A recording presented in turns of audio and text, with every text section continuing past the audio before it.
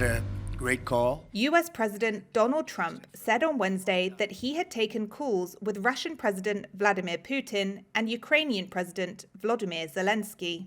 And I think we're on the way to getting peace. I think President Putin wants peace, and President Zelensky wants peace, and I want peace. I just want to see people stop getting killed.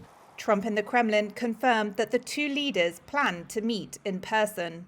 Ukraine demands that Russia withdraw from captured territory and wants NATO membership or equivalent security guarantees to prevent future attacks by Moscow. Also on Wednesday, ministers from France, Britain, Germany, Poland, Italy, Spain, and the European Commission met with Ukraine's foreign minister in Paris.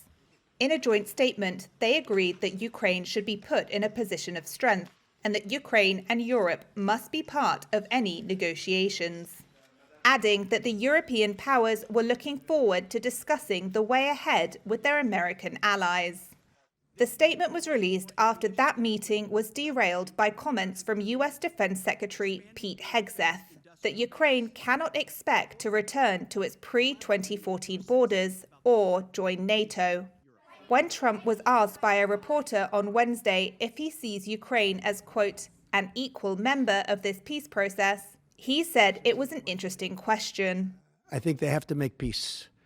Their people are being killed, and I think they have to make peace.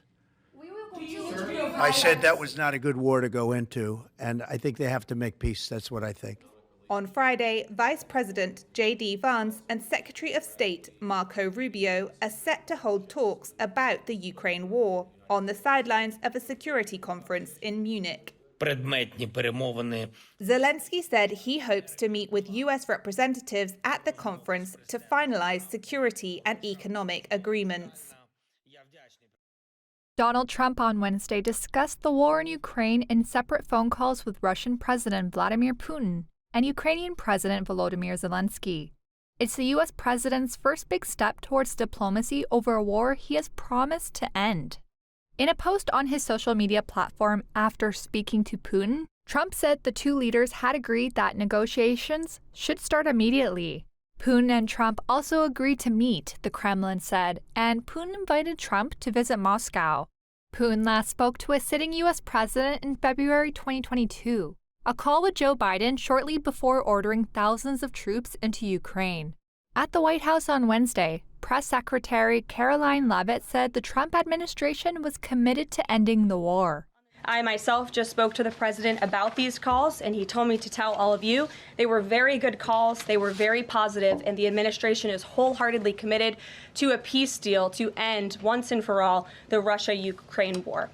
Russia occupies around a fifth of Ukraine and has demanded Kyiv cede more territory and be rendered permanently neutral under any peace deal.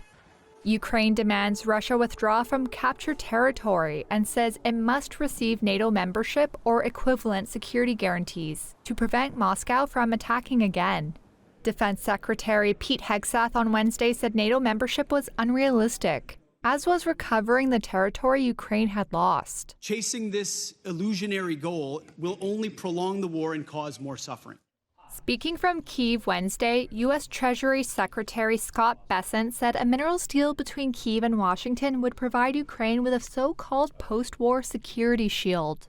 And we believe that this is an important signal to the world, to the Russian leadership, that we stand together.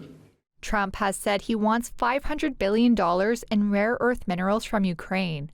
Zelensky said Kyiv would study the draft agreement presented by the U.S., adding that he hoped they could seal a deal at a meeting later this week in Munich with U.S. officials, including Vice President J.D. Vance.